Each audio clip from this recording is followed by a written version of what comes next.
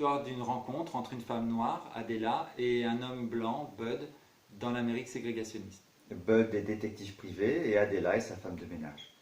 Lui enquête sur une série de disparitions de petites filles noires, seulement il se heurte aux portes closes de la communauté noire et c'est là qu'il a l'idée d'emmener avec lui sa femme de ménage pour qu'elle puisse lui ouvrir les portes de cette communauté noire. Et peu à peu, tous les deux vont apprendre à se connaître et ils vont remettre en cause les préjugés et les idées reçues de leur époque. Parce que le racisme, les discriminations, quelles qu'elles soient, les injustices, ce sont des sujets universels qui nous touchent tous. Et c'est quand même incroyable de penser à la ségrégation, à ce système raciste organisé. On se dit que c'était absolument hallucinant comme époque, quoi. Et oui, de penser que les bus, par exemple, étaient séparés en deux, que les parcs, dans les parcs, il y avait des endroits qui étaient interdits aux Noirs, que les Noirs ne pouvaient pas aller dans certaines écoles.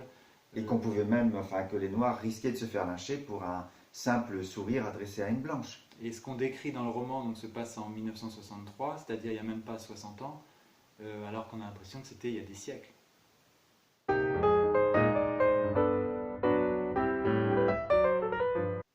Alors, Bud est détective privé, il a la quarantaine fatigué, il est alcoolique, c'est un ancien flic qui a été viré de la police, au départ on ne sait pas trop pourquoi.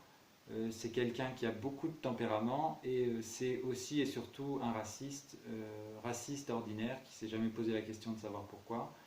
Et en fait, Adela est la première personne noire avec laquelle il va avoir un vrai échange. Alors Adela, elle, est une femme forte.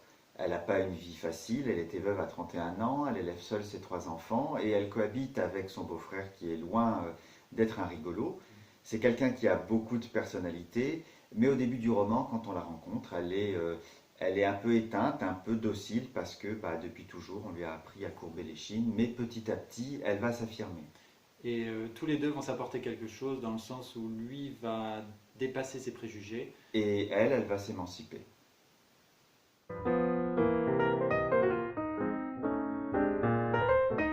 C'est vrai que tout le monde nous dit qu'on a une écriture très visuelle et qu'en fait, quand on lit le roman, on voit déjà quasiment le film. Ce qui est sûr, c'est qu'il y a beaucoup de dialogues, beaucoup d'informations qui passent par les dialogues et qu'on a essayé de faire en sorte que tout ce que se disent les personnages serve à quelque chose, que ce ne soit pas du bavardage.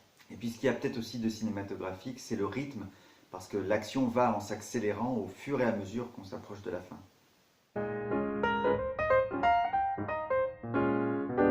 On espère que cette histoire va vous parler, vous toucher. On a voulu faire un vrai mélange des genres, que le lecteur soit ému, en colère, stressé, qui rit aussi. En fait, comme la vie elle n'est pas que drôle ou que triste. Et finalement, on a écrit un livre qu'on avait envie de lire tout simplement.